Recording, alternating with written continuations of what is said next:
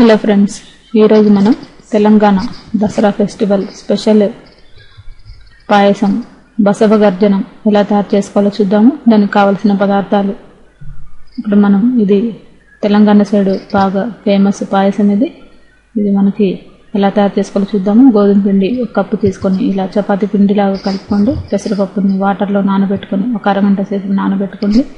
పాలు పెద్ద కప్పు తీసుకోండి, 2 కప్పులు. జీడిపప్పు బాదం కొద్దిగా తీసుకోండి. ఇలాచీలు 5-6 తీసుకోండి. 1 కప్పు షుగరు, నెయ్యి 1 స్పూను. ముందుగా మనం ఈ గోధుమ పిండిని ఇలా చిన్న చిన్న గోధుమల సైజులోనే వీటిని తయారు చేసుకొని ఒక బౌల్లో 1 కప్పు తయారు చేసుకోండి. చూసారు కదా, ఇలా గోధుమ సైజు, మనకి గోధుమ పిండిని గోధుమల సైజు లాగా ఎంతవరకు సైజు చిన్న చిన్న సైజు లాగా చేసుకొని ఇలా 1 కప్పు తయారు చేసుకోండి.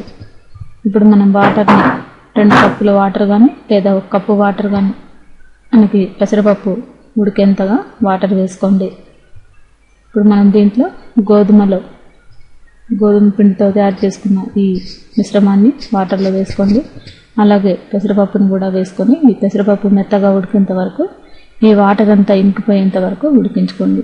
చూసారు కదా, ఇది మనకి ఉడికిపోయింది మెత్తగా.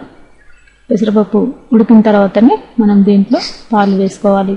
ఇప్పుడు మనకి పప్పు ఉడికిపోయింది. దీంట్లోనే మనం చిక్కటి పాలు 2 కప్పుల పాలు వేసుకోండి.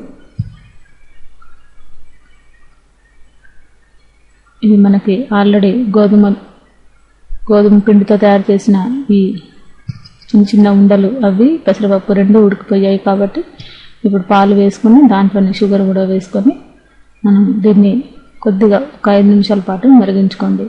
కాగబెట్టిన పాలను వేసుకోండి. అలాగే దీంట్లో ఇలాచీలు దంచి వేసుకోండి. అలాగే కొద్దిగా 1 స్పూన్ నెయ్యి కూడా వేసుకోండి.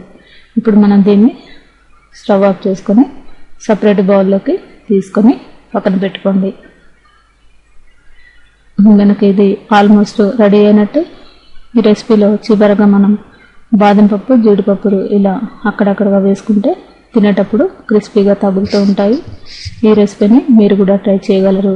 ఈ రెసిపీ కనుక మీకు నచ్చినట్లయితే లైక్ చేయగలరు.